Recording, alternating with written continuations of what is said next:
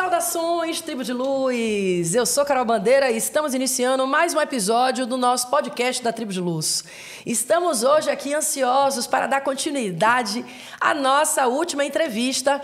O pai Ronaldo Linares, Babalaô Ronaldo Linares, que tem aí uma longa trajetória de mais de 60 anos de vida de médium, de vida de umbanda, e vai estar trazendo para a gente, nesse episódio, muitas informações sobre a vida do médium, como se forma um sacerdote, né? O que de fato traz para a formação do sacerdote. Mas antes de eu trazer o pai Ronaldo aqui, eu quero agradecer mais uma vez a Ti Filmes, que começou a sua trajetória em 2016. Já teve estúdio no Morumbi e hoje está aqui no ABC Paulista, do ladinho aqui de São Paulo, para que você possa ter um podcast como o nosso, de qualidade, utilizando equipamentos de última geração, com credibilidade. Muitas pessoas muito incríveis já passaram por aqui, como Joel J., Isabela Camargo, Nelson Freitas, Nani People, e você pode ter um podcast incrível como o nosso. Então, vem aqui conhecer a Ti Filmes Estúdio, tá certo? Ti Filmes aqui, siga aí nas redes sociais e conheça um pouquinho desse trabalho incrível. Quero agradecer ao Giancarlo e a toda a equipe que está aí conosco, trazendo para nós a oportunidade de ter um podcast com a qualidade técnica maravilhosa desse estúdio aqui, tá certo? Então vamos lá. Saudações, pai Ronaldo Linares, meu pai, sua bênção de novo.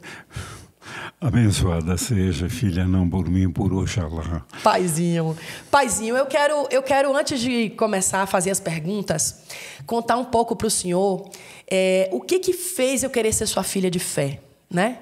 As pessoas me perguntam isso. Poxa, você saiu da Bahia, passou por tantos terreiros. E o que foi que aconteceu no Santuário Nacional da Umbanda que você olhou para o pai Ronaldo e disse, eu quero fazer isso, né? Que ele faz. E, para mim, pai, o que mais me motivou a olhar para o senhor e dizer, esse é o caminho de Umbanda que eu quero seguir, é você perceber uma coerência entre aquilo que se diz e aquilo que se vive. O vive a Umbanda todos os dias no Santuário Nacional da Umbanda. Graças, né? Ao Oxalá, minha filha. Graças ao Oxalá. Então, quando eu olhei para o senhor, eu disse, isso é um sacerdote de verdade. Alguém que está ali com a vida dedicada à missão, com a vida dedicada ao propósito, com a vida dedicada a levar para frente o nome da Umbanda, né? Então, hoje, pai, muitas pessoas querem ser sacerdotes. Muitas pessoas me perguntam qual foi a trajetória que eu cursei para me tornar uma mãe de santo. E eu costumo dizer o seguinte, olha, eu estudo mediunidade há mais de 25 anos. E eu fui, ao longo do tempo, aprendendo muitas coisas. Mas aquilo que me consagrou realmente mãe de santo foram as experiências iniciáticas que eu tive através da formação sacerdotal que eu tive com o senhor. Então, eu queria que o senhor contasse um pouco para as pessoas como que começou, por que o senhor decidiu, em algum momento, fazer uma formação sacerdotal? Veja bem, a gente já tinha reunido um pequeno grupo. Era um grupo de estudos da doutrina umbandista. Nada além disso, modesto. Mas nós contamos aqui com algumas pessoas bem cultas, inclusive com um professor da Universidade Mackenzie. Me ajudou muito no começo. Em primeiro lugar, era uma pessoa altamente qualificada. Certo. Segundo lugar, ele fazia parte do kardexismo, da Mesa Branca. Certo. E eu me ouvi no rádio, numa programação umbandista que eu coloquei na Rádio Cacique, da qual mais tarde nós podemos conversar. Certo. Ao me ouvi que dessa programação, ele veio à minha procura, ele queria se interessar por isso. Juntos, nós tivemos a oportunidade de observar uma coisa. Como é que nasce um chefe de terreiro? Como nasce uma tenda de Umbanda? Perfeito. Nós começamos a frequentar onde hoje é o Santuário Nacional da Umbanda. Certo. Começamos a frequentar aquilo há muito tempo, quando ainda era pedreira. Então, o que acontecia quando ainda era pedreira aquilo? Você só podia chegar ao local no domingo. Você usar a linguagem da época. Você chegava, dava um toco para o porteiro, dava uma gratificação para o porteiro, ele deixava você entrar. Certo. E aí ele dizia, estão furando do lado esquerdo. Furando para colocar dinamite. Furando onde tinha as pedras para deslocar as pedras, né? Sim, sim. Ou estão furando do lado direito. E o que eu, o humilde candomblecista perdido aqui, sem terreiro, sem nada, o que a gente fazia? A gente ia, o dia que não podia fazer do lado, que estavam furando do lado direito, eu entregava meus quiabos do lado esquerdo. O dia que estavam furando do lado esquerdo, eu entregava do lado direito. E até demorei algum tempo para perceber que junto à pedreira havia uma cachoeira. Ninguém tinha carro naquela época. A gente ia de ônibus e andava quase 3 quilômetros a pé para chegar no local. Sim. Compreende? Aí, grupos pequenos, 7, 8, 5 pessoas, não mais do que isso, compreende? Certo? Começamos a ver que havia outros grupos que no domingo iam lá. A diferença, nós íamos com indumentária de candomblé, eles iam de branco. Certo. Isso despertou minha curiosidade. Quem faz radiojornalismo é picado por um bichinho chamado curiosidade. E nunca isso vai sair. Eu perguntava para eles, o que é que vocês fazem? Nós faz umbanda. Beleza, e o que é umbanda? Umbanda é paz e amor. Então todo hippie é umbandista? Eu não perguntei. Eu não perguntei, mas pensei isso, compreende, certo? A curiosidade de saber como era. Eles, inclusive, nos estranhavam. Nem todos usavam atabaque. Aliás, eram bem poucos os que usavam. E os que usavam percutiam os atabaques com as mãos. Certo. Nós percutíamos com várias, compreende? Com a guidave, certo? Havia uma diferença. E eles olhavam meio feio para a gente, compreende, certo? Bem... lá na década de 70, comecinho da década de 70, eu tive uma felicidade, né? Fiquei com a corda no pescoço, mas eu comprei um Opala, um dos primeiros que saíram aqui na General Motors, compreende? Um Opala 2 portas, magnífico, compreende, certo? Sim. E eu resolvi agradecer de eu ter conseguido isso. Aí eu comprei uma outra novidade da época, uma enorme geladeira de isopor. Comprei. Certo? Pedi para minha sogra, que era uma excelente cozinheira, que me fizesse uma torta, compreende? E 2 bolos. Enchi de refrigerante a geladeira, compreende? Pus no porta-mala do carro e fomos lá para a Pedreira Montanhão. Ainda não era santuário. Entrei com o carro bem lá no fundo, não tinha árvore, não tinha nada, era só pedra e pó de pedra. Coloquei o carro numa posição estratégica, onde o pessoal tinha que passar perto, né? Havia 2 atrativos, o pessoal achava o carro bonito, e de fato era muito bonito, compreende? E o fato de o pessoal passar muito perto da gente. Sim. Aí vinha o Psyu, vem cá, dá um pulo aqui, vamos bater um papinho aqui, certo? Comer um bolinho? Come um bolinho, uma torta sim, aqui. Então, fui juntando o pessoal, fui aproximando o pessoal, compreende? E com essa aproximação que nós começamos a fazer do pessoal, certo? A gente começou a tomar conhecimento, compreende, certo? E eu fui percebendo que a maioria das pessoas não tinha preparação nenhuma.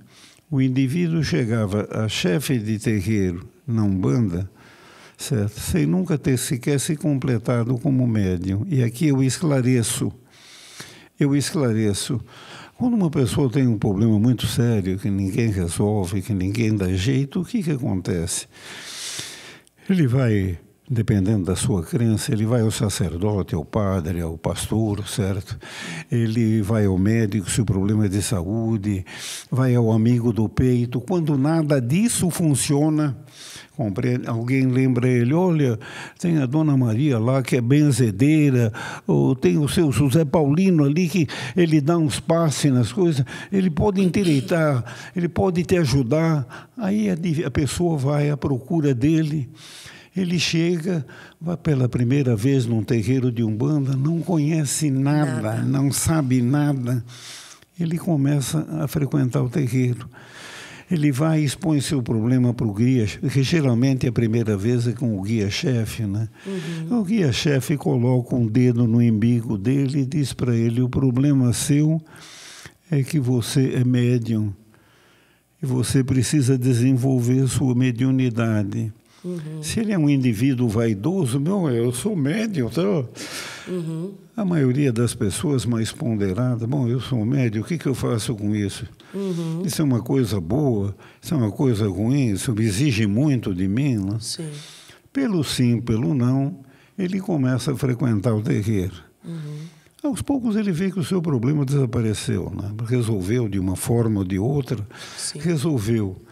Aí ele fica um pouco mais fiel ao terreiro, põe roupa branca, certo? Começa a frequentar o terreiro. Como ele não sabe nada, todos conhecem mais do que ele e todos tratam ele muito bem. Se realmente ele for um médium de Umbanda, essa mediunidade aflora. Aí, de repente, ele se sente aqui um médium que dá consulta, que ajuda as pessoas, compreende? Imbuído do bem, ele começa a fazer. E se realmente ele for um bom médium e tiver a felicidade de ter bons guias, ele vai começando a ganhar distinção dentro do terreiro. As pessoas passam a procurar por ele. Aí vem aquilo que eu chamo de velhíssima dor do cotovelo. As pessoas começam a dizer: peraí, esse cara está indo longe demais, compreende, certo? Ele está fazendo sombra para o babalaô. Vai lá encher a cabeça do babalaô, quando não é o próprio babalaô que se sente assim, né? Olha, fulano aí está atendendo mais gente. Aí vem as decisões de cima para baixo. Daqui para frente, quem escolhe quem vai consultar com quem é o guia-chefe. Em outras palavras, vão colocando esse indivíduo de lado, vão cerceando. Em vez de entender nas mãos, eu tenho um diamante bruto, meu Deus do céu. Deixa parar, deixa fazer. Não, se incomodam com a presença do quem se destaca. E aos poucos, essa pessoa vai se aborrecendo, vai se afastando. Até que chega um dia... ele estoura, vai ao Congá, pega a imagem que representa a sua entidade, põe debaixo do braço, sai pesando duro, nunca mais eu piso num terreiro. Se for mulher, vai chorar uma semana. Né? Se for de Oxum, então... Mas passada a ira do primeiro momento, a discórdia com o que estão fazendo com ele, a injustiça que estão fazendo com ele... Sim. Ele, antigamente, era sempre a máquina de costura que todo mundo tinha. Nem todo mundo usava, mas toda casa tinha uma máquina de costura. Sim. Ele, ou qualquer outro lugar, uma mesinha, ele colocava uma toalhinha, colocava a imagem. Eu não volto no terreiro de Umbanda, mas nunca vou deixar de dar atenção. Se dirigindo a imagem como se fosse a própria entidade. Eu nunca vou deixar de dar atenção. Se fosse um preto velho, eu colocava um café de vez em quando, uma cachaçinha, compreende? E, às vezes, parava naquele lugar para acender uma velinha, fazer uma oração, compreende? E pensa que o problema está resolvido. Lê do engano. No terreiro que ele frequentava, as pessoas que procuravam por ele se chocam e vão ao terreiro e ele não está. Mas dentro do terreiro tem sempre alguém que sabe onde ele morava. Aquele médium morava. E orienta a pessoa, olha, na rua tal, assim, assim. Quando menos se espera, alguém bate na porta. Oh, o senhor, desculpe, eu vim aqui porque o senhor não está mais frequentando o terreiro. Agora que o senhor estava ajustando a minha vida torta, o que eu faço? Então, só para atender aquela pessoa, compreende? Vou chamar o guia. A gente tira o carro da garagem ou tira a mesa de centro da sala e chama a entidade. Mas já que a entidade está presente, atende aquela pessoa, marca uma data para realizar o trabalho, compreende, certo? E as pessoas da casa se aproximam, nós estamos com saudades da entidade e tal. Bem, quando menos a gente acorda, nós estamos em 15, 20 pessoas nos reunindo com regularidade, certo? Realizando sessões num lugar totalmente inadequado, compreende? Antigamente tinha um problema policial, né? Alguém gritava, melhor ir falar com o pai Ronaldo, registrar isso aqui, pôr tudo em ordem. Para poder a polícia não me levar. Podemos seguir, certo? Quando nós começamos a frequentar o santuário, como eu expliquei para você, a gente viu o pessoal trabalhando, fazia perguntas, né? Por que a Umbanda tem um altar católico, uma prática espírita e um ritual que é um pouco africano, um pouco indígena? Cadê a resposta? Ninguém sabia responder. Ninguém sabia. Eu chamei esse pessoal, quando eu fui com o meu carro para lá, bonitinho, tudo. Eu chamava esse pessoal e fiz um convite para ele. Depois de 2, 3 vezes que eu fui, eu ofereço a minha casa. Vamos fazer uma reunião. Vocês vêm tomar um café comigo? Olha. Veja bem, gente, eu estou falando de um tempo passado. Fazer uma reunião naquela época, você servia um café com leite, você servia um chocolate, um pedaço de bolo, compreende?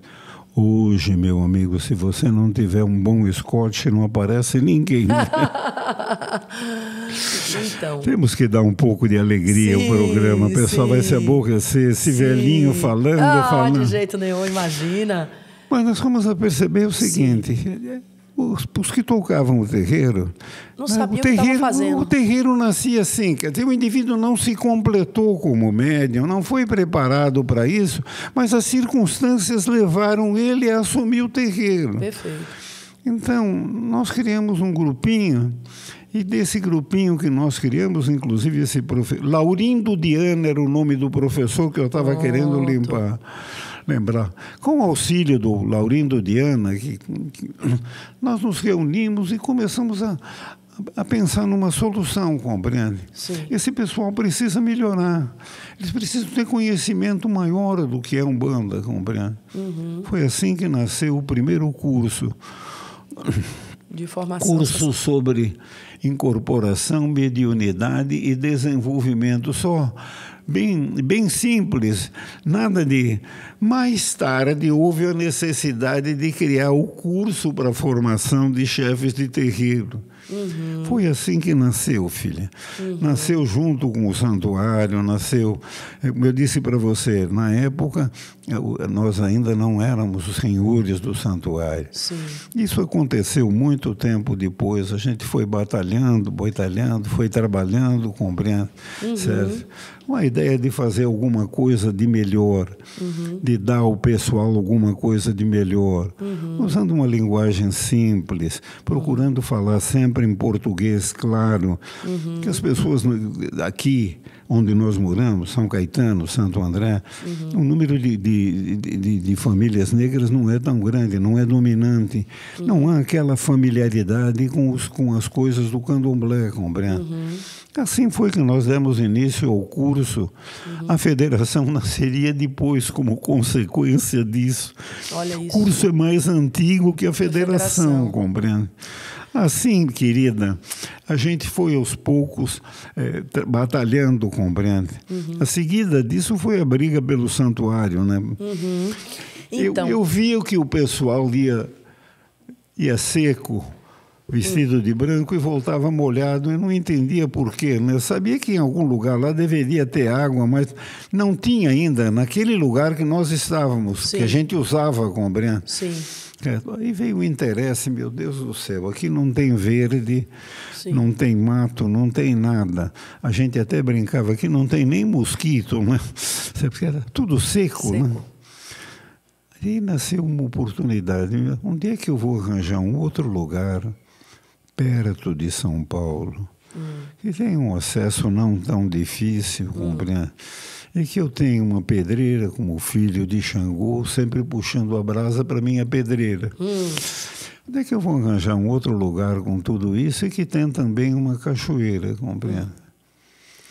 Aí nós resolvemos recuperar aquilo, compreende? Entendi. E foi uma luta difícil, que um dia, se você me permitir, eu conto para você.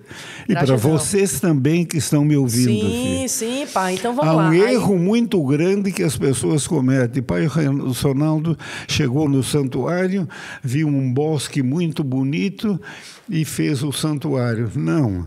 Convençam-se vocês de que não tem nada disso. No princípio era pedra e pó de pedra e mais nada. Nada.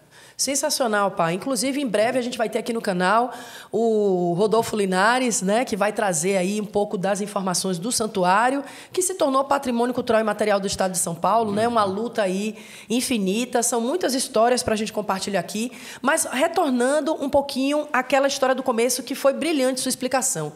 Primeiro, o senhor observa que para nascer um terreiro de Umbanda, não necessariamente é necessário uma formação sacerdotal. Não. Isso acontece... E a grande maioria não passam de aglomerados familiares onde se praticam sessões simples de Umbanda, na maioria das vezes. Então, isso é muito importante a gente entender isso, porque o movimento, então, pelo que o senhor falou, que eu entendi, ele parte das entidades. Estou correta? Parte da entidade. Veja bem, se você é médium, frequentando uma casa, você tem um lugar onde os espíritos estão baixando, no entorno. Sim. Mais cedo ou mais tarde, Sim. você acaba incorporando. Se realmente você for médium de incorporação. Isso. Tá certo? Nada impede depois que você no seu lar incorpore para atender uma pessoa. Nada impede, certo? Essa pessoa não precisa ser sacerdote de forma nenhuma. Perfeito. A pessoa que deseja, de alguma forma, um conhecimento maior ou que vai cuidar de outras pessoas, essa pessoa precisa do conhecimento. Isso. E por isso que nós criamos, de primeiro, um curso que atendesse tão somente às necessidades imediatas do médium. E depois, por imposição até dessa situação, criamos um curso de formação sacerdotal, para que cada um deles estivesse capacitado a cuidar dos seus próprios filhos de fé. Perfeito. No candomblé isso acontece de maneira diferente, mas também é assim, você começa, vão te dando tarefas, tudo mais, você vai desenvolvendo, vai prestando diferentes obrigações, compreende? Certo? Até que você é considerado pronto e recebe o DK. O pessoal me pergunta, às vezes, mas o que é o DK? O DK é coisa simples, é uma quartinha, às vezes uma esteira, são as coisas primárias que você vai precisar dentro de uma roça de candomblé. Perfeito. Dentro de Umbanda, a gente só servia, no começo, só fazia o que era essencial. Sim. Mas aí as pessoas, mas ninguém vai reconhecer. Quer dizer, a cultura ocidental exige que, se você está qualificado para alguma coisa, você tenha um diploma. Sim. Entendendo isso, a federação passou a diplomar cada um dos seus sacerdotes. Perfeito, pai. Então, olha que incrível isso, né, que o senhor está trazendo para nós.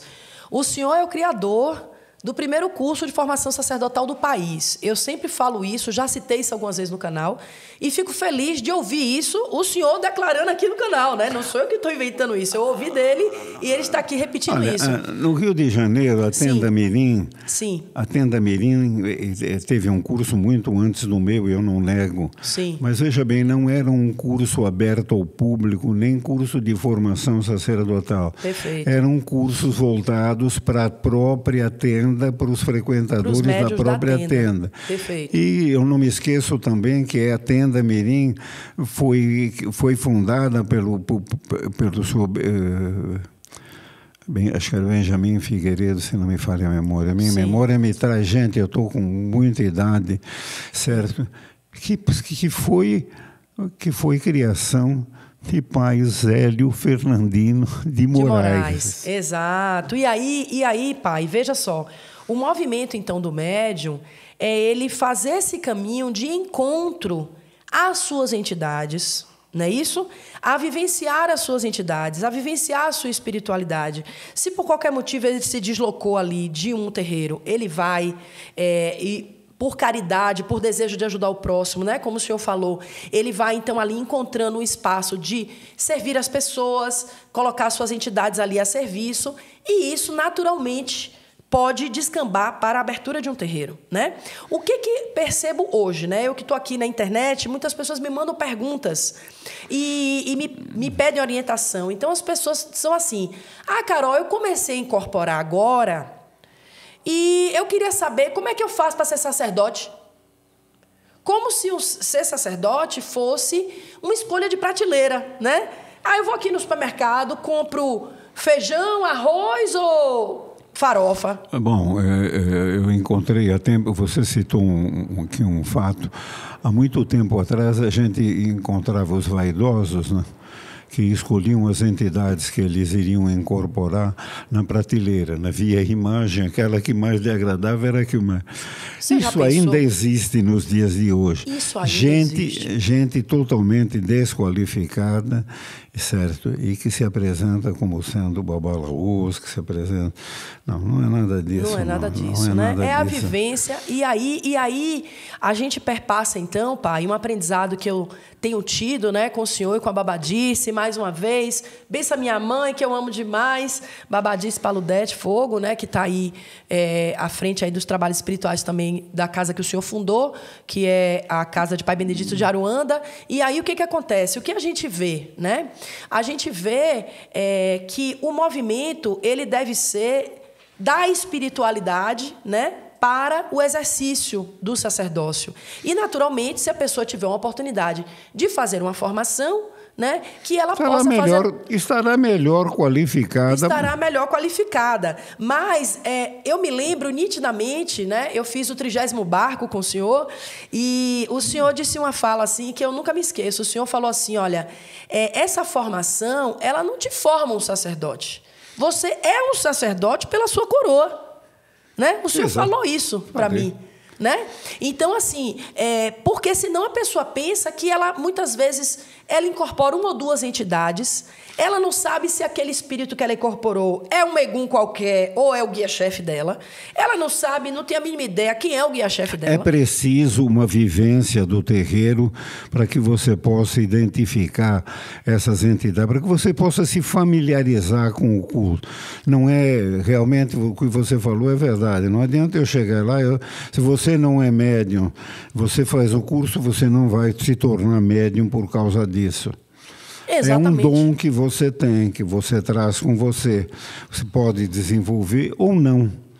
Perfeito, né? Então, o fato da pessoa fazer um curso é porque ela vai ter mais conhecimento, como o senhor falou. Ela vai se instrumentalizar, né? Veja bem, quando nós criamos o curso, nós liberamos as pessoas que fizessem o curso e que fossem qualificadas como sacerdote, poderiam realizar organizar os seus terreiros e eles mesmos poderiam preparar outros sacerdotes. Foi uma maneira que nós encontramos de espalhar a semente.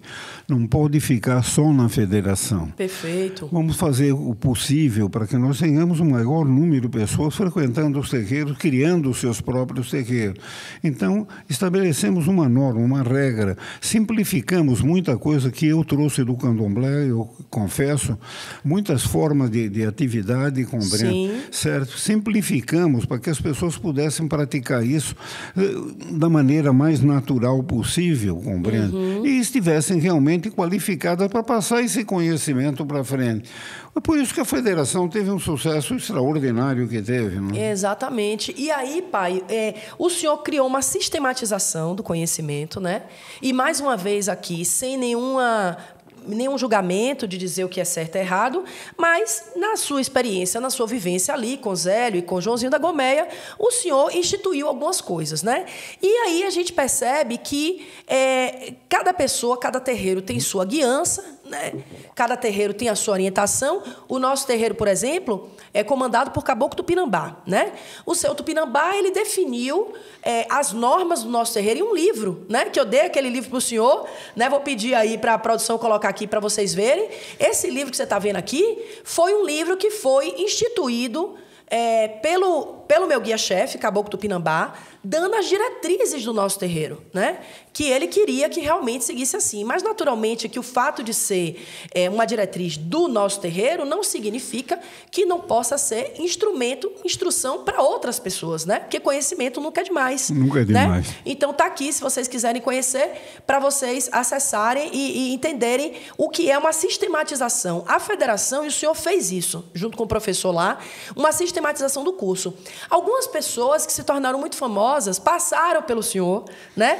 E formaram outras sistematizações. Então, eu queria citar aqui, né, o pai Rubens Saraceni, salve a coroa dele, onde quer que ele esteja, em Aruanda, aí no mundo espiritual.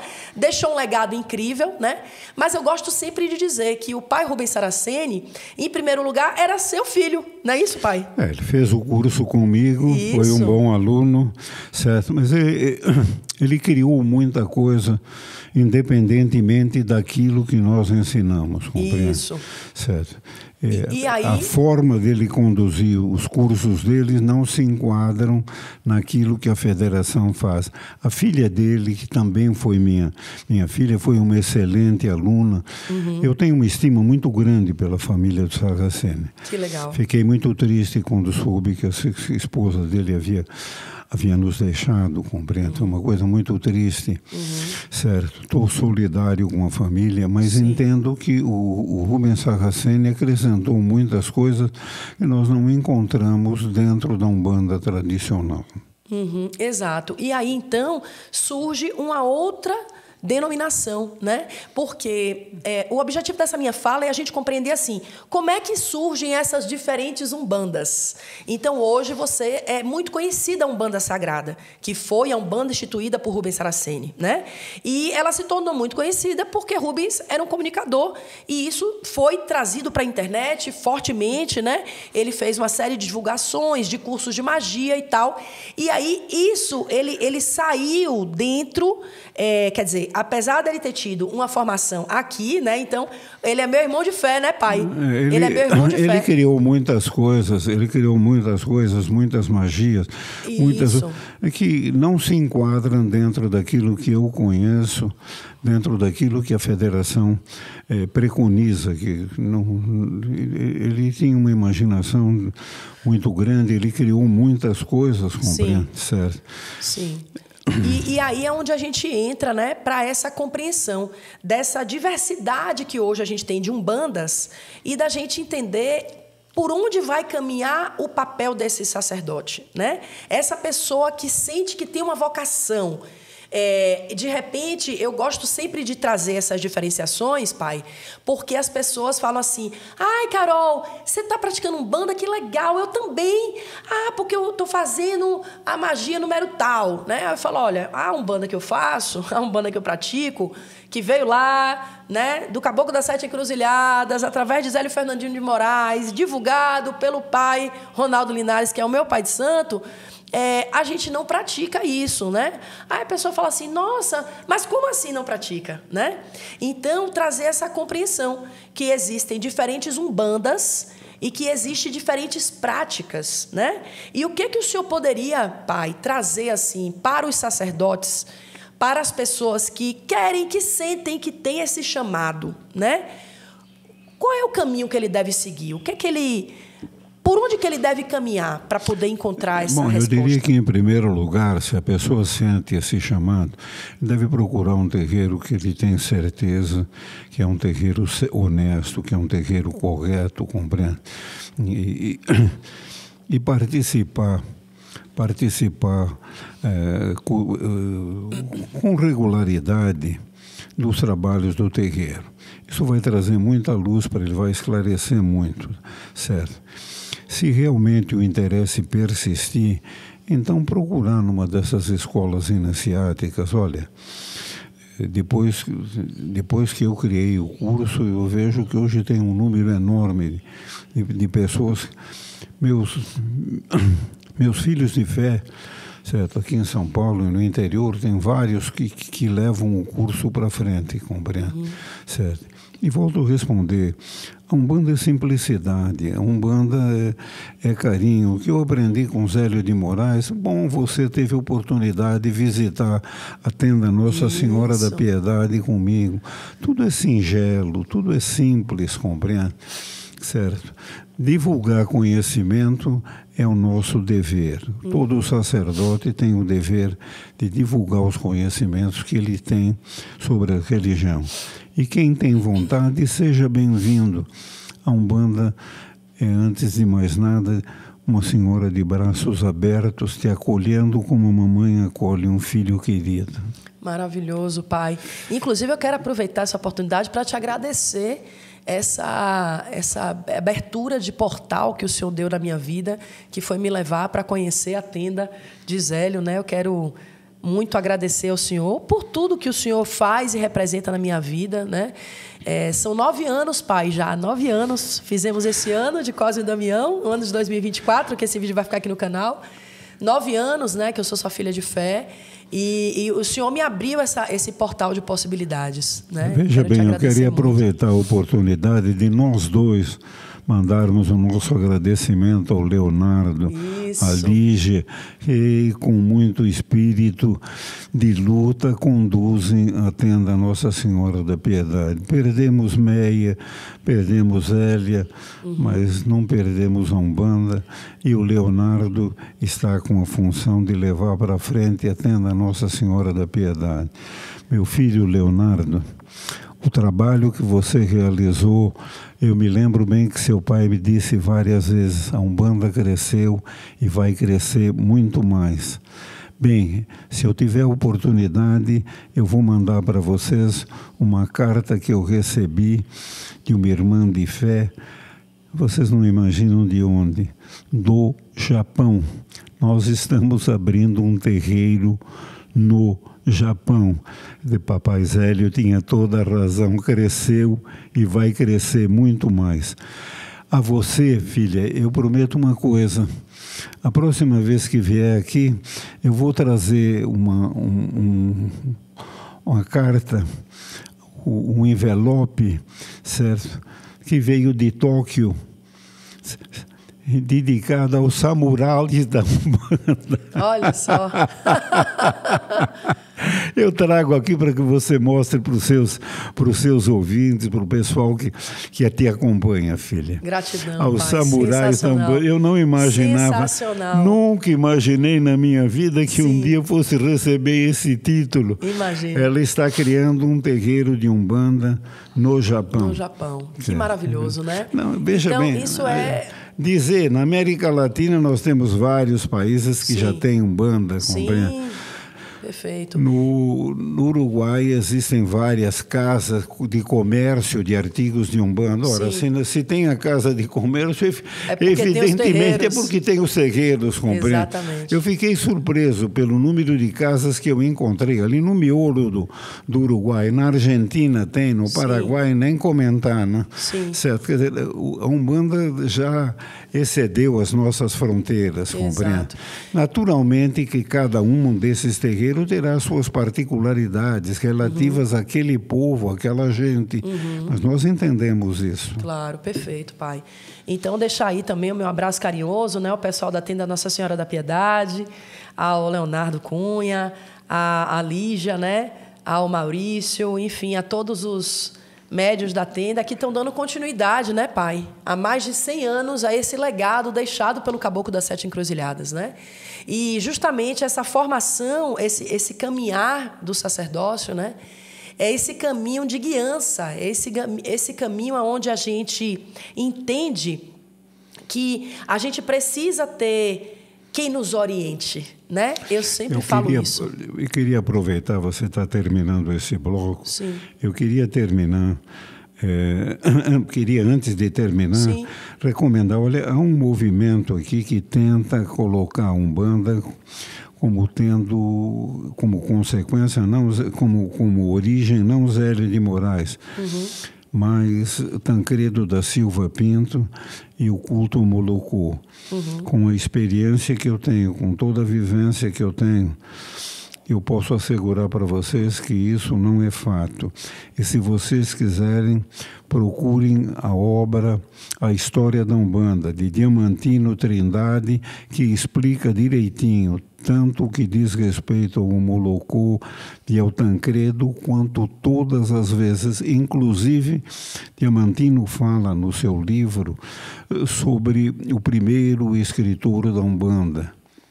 Certo? Eu acho muito importante. Vocês tiram todas as suas dúvidas a respeito disso.